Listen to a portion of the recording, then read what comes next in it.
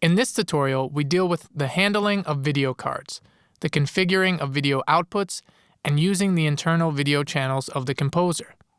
What is considered to be an output in Aximmetry?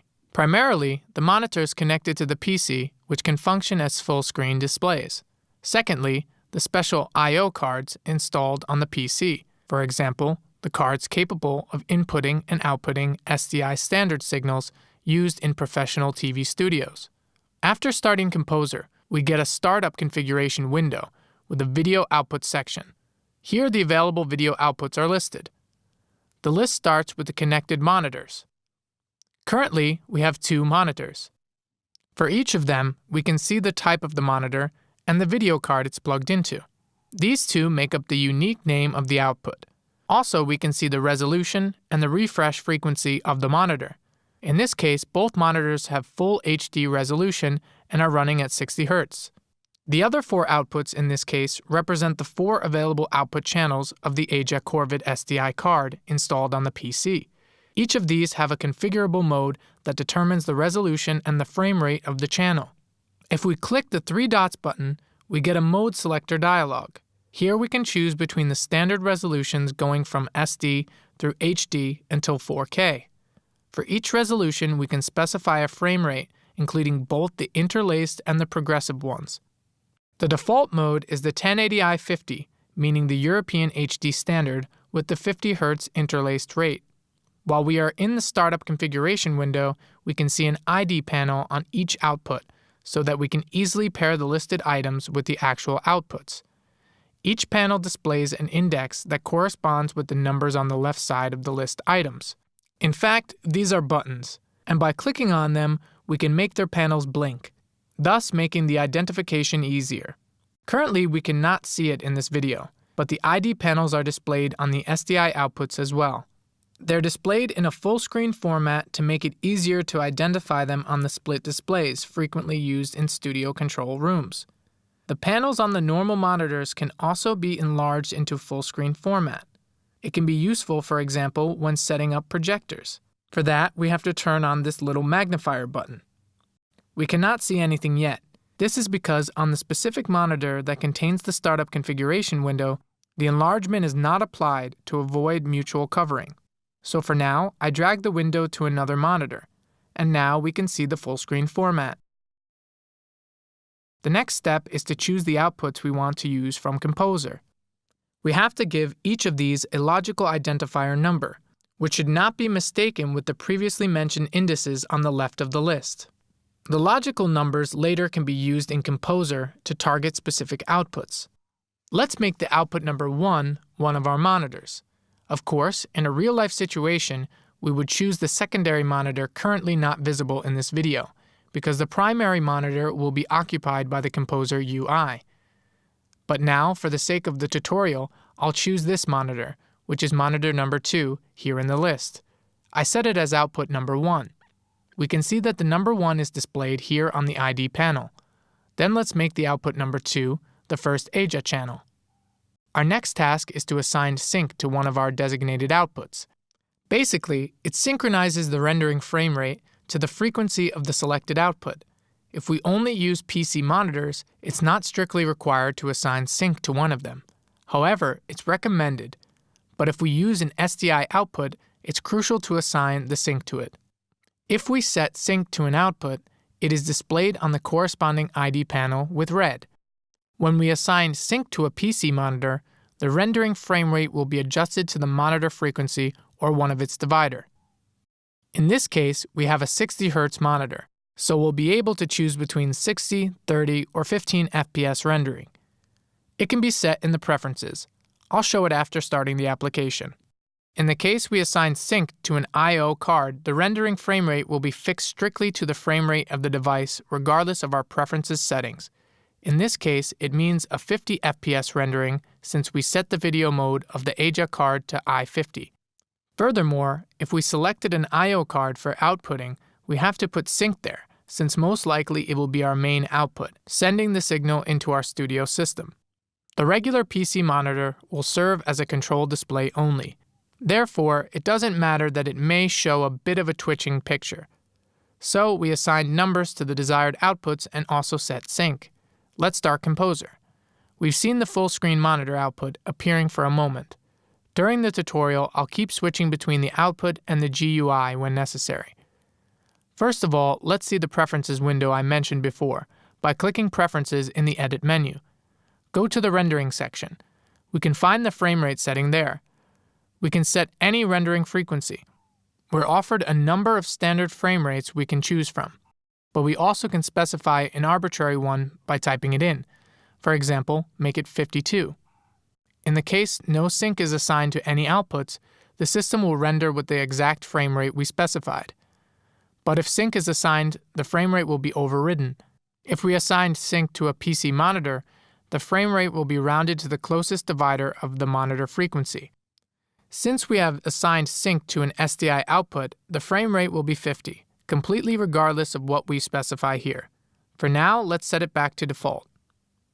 We can also find here the default frame size of the rendering. Since we currently have HD 1080 outputs, it's advisable to render in the same frame size. Of course, we can decide to render in Ultra HD and downscale the result on the output, thus improving the quality of the picture. But of course, at the same time increasing the GPU load. Let's set it back to Full HD. Let's examine how our rendered video signals get to the selected outputs.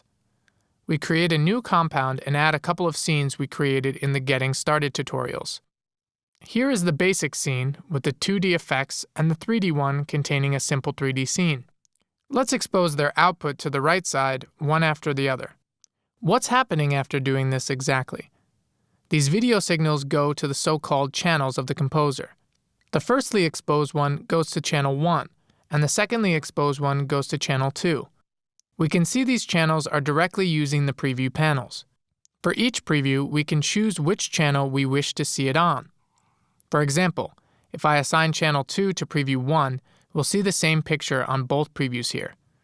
In Composer, 99 channels are available. They are not only accessible via wiring out video signals to the right one by one, but there's also a direct way. Let's load a third scene, which is our animation sample scene. Suppose we want to send its output to channel 43. For this, we have to add a channel out module and wire the output into it. Then we have to specify the channel number, which is 43 in this case. From now on, if we select channel 43 on a preview panel, we'll see the animation scene on it. So far, we've only talked about channels which can be displayed on the preview panels. But how do these signals reach our actual outputs? This is controlled by the so-called channel matrix, which can be set up in the Preferences dialog. In the channel matrix section, we can see a list of our selected outputs. In this case, one for the monitor and one for the AJA SDI output. For each output, we can specify a source channel to display. By default, these are set to the channel numbers identical to the output numbers. Channel 1 goes to output number 1, and channel 2 goes to output number 2, and therefore the video signal firstly exposed at the right goes to output number 1, and the secondly exposed one goes to output number 2, etc. by default. So if I now switch to the full screen output, which is output number 1, we can see that it shows our first signal with the 2D animation scene. We can override this in the channel matrix. For example, make channel number 43 go to output number 1. We can see immediately that our third scene with the 3D animation is shown on the full screen output.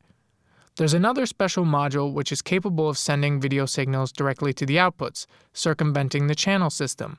It's called Video Out. Let's remove our output exposures. Wire the 3D scenes into the Video Out module, and set its output index to 1. By doing this, we send the video signal directly to output number 1, regardless of the channel matrix settings. Furthermore, the Video Out module can be even more specific, in the case when we use a multi-machine configuration. We can specify an individual machine and target one of its outputs with the module. Multi-machine situations are described in a separate tutorial. Let's return to the preview panels for a bit. Currently, we can see 2 of them here, but there are a total of 9 of them in the system. These can be shown at will using the Preview submenu of the View menu. Alternatively, we can use the Alt plus numpad digit keyboard combinations. For example, let's show the Preview 3 and 4 panels by pressing Alt, numpad 3 and 4 shortcuts. These, of course, can be placed anywhere in the docking system. For each of them, we can select a channel that it displays. Let's select our channel 43 for preview 3 and channel 2 for preview 4. Let me emphasize once more. Preview panels display the signals going to the channels. That must not be confused with the signals going to the outputs. The latter is a product of the channel signals going through the channel matrix. Now let's examine the case when 2 or more video cards are installed in the PC. How can we exploit the potential of such a configuration? Our example PC here is equipped with 2 very different video cards, an old NVIDIA GTX 580 and a GTX 1080. We also have 2 monitors, each connected to its own video card. The 2 video cards also means 2 GPUs, and here comes this upper GPU selector field we haven't talked about yet into the picture. From a drop-down list, we can choose which GPU we want to use for rendering. We have 2 very different GPUs regarding their performance, so if we plan to use a single GPU only for the rendering, then we should select the stronger one, the 1080 in this case. Despite using 2 monitors connected to 2 different video cards, we can select both monitors for output, meaning that the image rendered on the 1080 still can be displayed on the monitor attached to the 580 as well. But what if we want to render 2 completely different contents to 2 monitors and we ran short of GPU performance? It's logical to render each content on its own GPU, thus distributing the load. This can be achieved using one of the multi-GPU modes called independent. In this mode, we can select multiple, 4 at a maximum, GPUs. Let's select our 2 available GPUs. We can also see that for each output, a GPU selector field has become available. That means that for each output, we can specify which GPU we want to render on. It's highly advisable that each GPU renders the content of its own connected monitor to avoid unnecessary data traffic. This configuration can be set up automatically by clicking the small A button here. We can see that the monitor attached to the 580 card is automatically assigned to the GPU 2, which is the 580 GPU, of course. In the independent mode, each output identifier panel is also extended with a field showing the selected GPU number for that output. Let's load our previous scene. Upon doing this, the following happens. All the graphical data belonging to the scene is loaded into both video cards, so we have to be careful. We have to ensure that each video card has the necessary amount of onboard memory. But if we connect 2 completely separated content to the 2 outputs, meaning that there's no wiring between the 2 subgraphs whatsoever, the 2 GPUs will only render its own graphical content. One GPU will only render this part, and the other will only render this part. At the moment, this is not entirely true. We have to be careful with the previews as well. Previews are always rendered on GPU 1, so in this case, we still load GPU 1 with both content. Let's switch off both previews. Now what I've said before is true. Each GPU only renders its own content.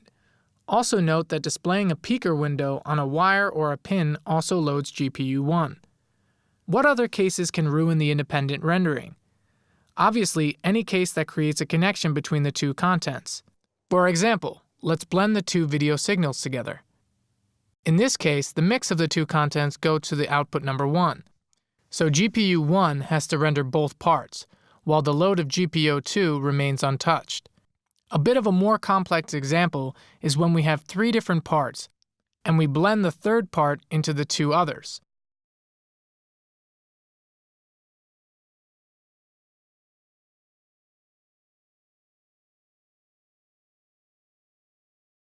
In this case, GPU 1 will render parts 1 and 3, while GPU 2 will render part 2 and 3 together. What's the situation with this channel out module here? Currently nothing, since we directed it to channel 43, which is displayed neither on any previews nor on any outputs, so it would not add any load to the GPU itself. Of course, the moment I select it for a preview, it will add its own load on GPU 1.